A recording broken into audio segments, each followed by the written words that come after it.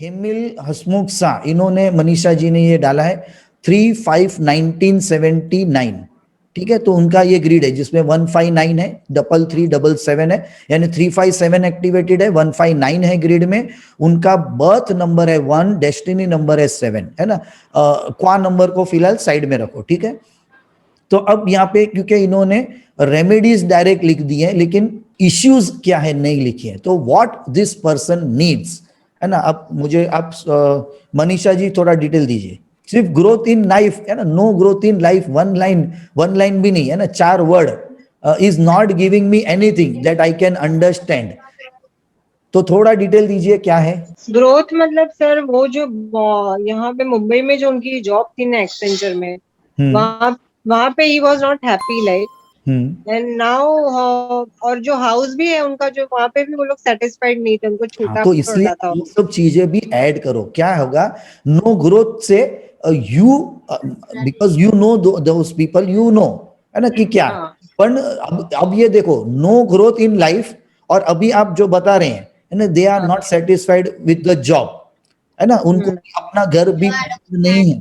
दो चीजें totally different हो गई, रूट उनका अलग हो गया जो हमको अलग अलग नंबर्स पे लेके जाएगा। और क्या है नहीं, घर तो उनका खुद का ही है बट हाँ, छोटा पड़ रहा है उनको फैमिली के व्हाटएवर ना, तो दे आर नॉट सेटिस्फाइड, है ना, वो घर से वो सेटिस्फाइड नहीं है, यानी कि इसका मतलब they are looking for a new house, maybe rented और ओन, बरोबर है।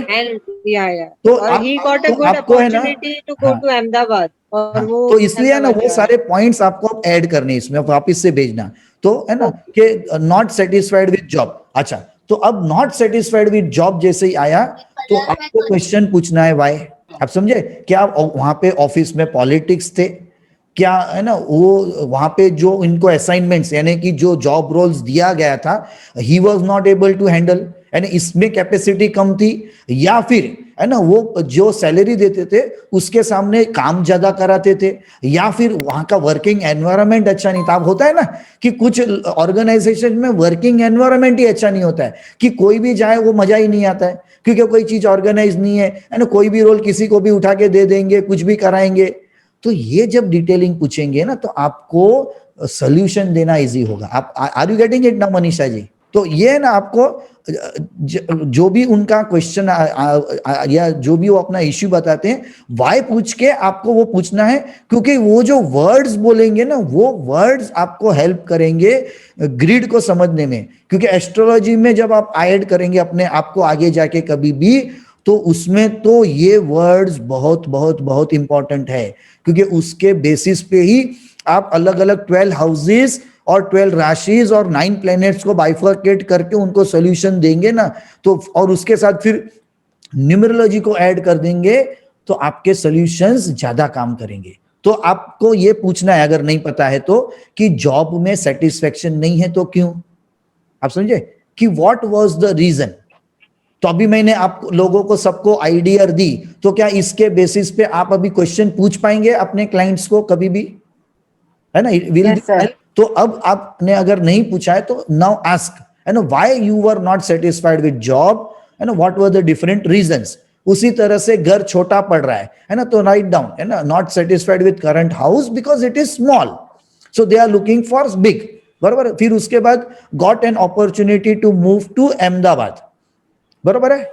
हाँ, तो अब हम चलते हैं यहाँ पे, है ना। तो अब इस ग्रिड में से फाइनली उनका मेन पॉइंट हमको एक पकड़ के पहले चीज पे आगे जाना पड़ेगा रेमेडी देने के लिए।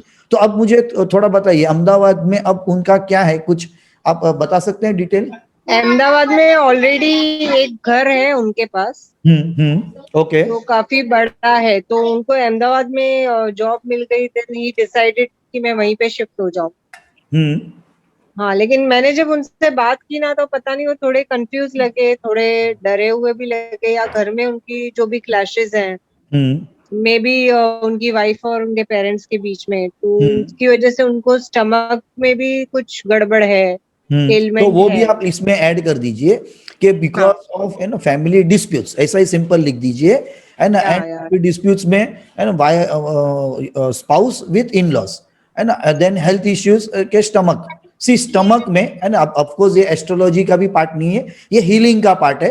पर अगर मैं को रिलेट करके बताऊं तो जिन लोगों को भी स्टमक के प्रॉब्लम्स होते हैं वो लोग लाइफ में है ना डेयरिंग रिस्क लेना है ना बेसिकली नहीं ले पाते हैं क्योंकि वो डरते हैं। समझ गए? तो इसके लिए मैंने इतने सारे सब्जेक्ट इसके लिए सीखा कि अगर कोई उस तरह से बताता है मैं उसको कोरिलेट यहां से करता हूं। समझ गए? तो stomach issues the person can not take risk because confidence नहीं होता है, क्योंकि वो गट फीलिंग हमको कहां से आता है? वेयर वी स्टमक से गेट आता है। स्टमक से आता है। समझ गए?